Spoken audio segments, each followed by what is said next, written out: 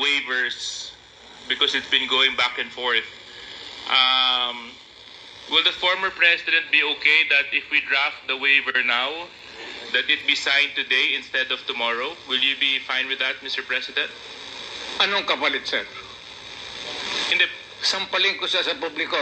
Wala naman.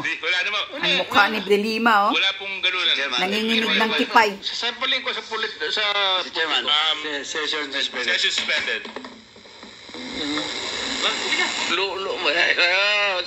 Batuhin mo ng mic.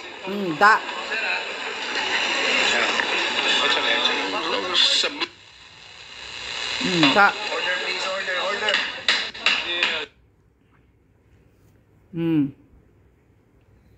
Yan. No. Batuhin mo, PRRD ng mic. Si ano? Batuhin mo. Sana binalibag mo yung mic sa mukha ni Trillanes. Walang hiya yan eh. Siguro, bakit kasi nagkatabi kayo ni De Lima, Tatay Diggs? Siguro si De Lima yan, nanginginig ng kipay niyan. Natatakot na yan. Sana tinuloy ni PRRD, binalibag yung mic mukha ni Trillanes para magaling, panurin. Walang hiya yan eh, puro ipa lang yan, yung mga accusation niya kay PRRD, puro walang katuturan eh. Nagpapasikat lang kasi yan. Para sisikat siya dahil tatakbo siya next year pagka mayor sa Caloocan. Gusto niyang sumikat niyang pangalan niyang nabubulok. Kupal na yan. Walang kwinta yung Trillanes na yan. Diyos ko po. Natatawa lang ako dito sa inyo mga tuwadgom. Talagang, hindi nyo kaya si PRRD. Alam namin yan. Nilamon kayo ni PRRD, ano? Hindi nyo kaya. Kaya si Abante, ikaw Abante, wag mo nang dalhin-dalhin yung pagka-bishop mo pag nagsalita ka.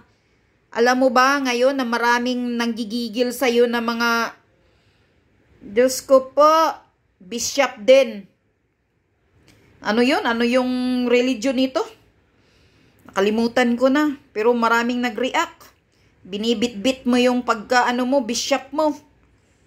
Ay nako, Abante. Huwag na kayong maggaling-galingan. Dahil lahat kayo dyan, niwala kayo sa kalingkingan. Sa experience ni PRRD, sa utak ni PRRD, abogado yan.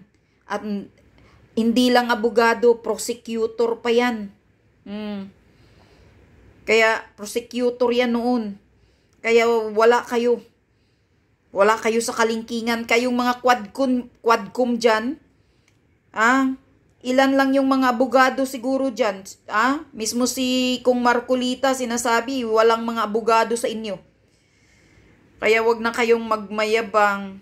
Nilamon na kayo ni PRRD. Hindi nyo maisahan si PRRD. Yan ang katotohanan. At yan, nilabas na ng judge na retired in BI.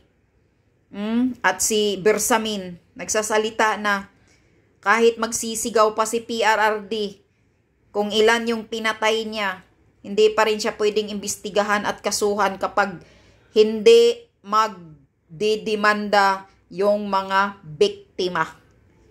Maliwanag? Yun. Okay? Tatawa lang ako sa inyo.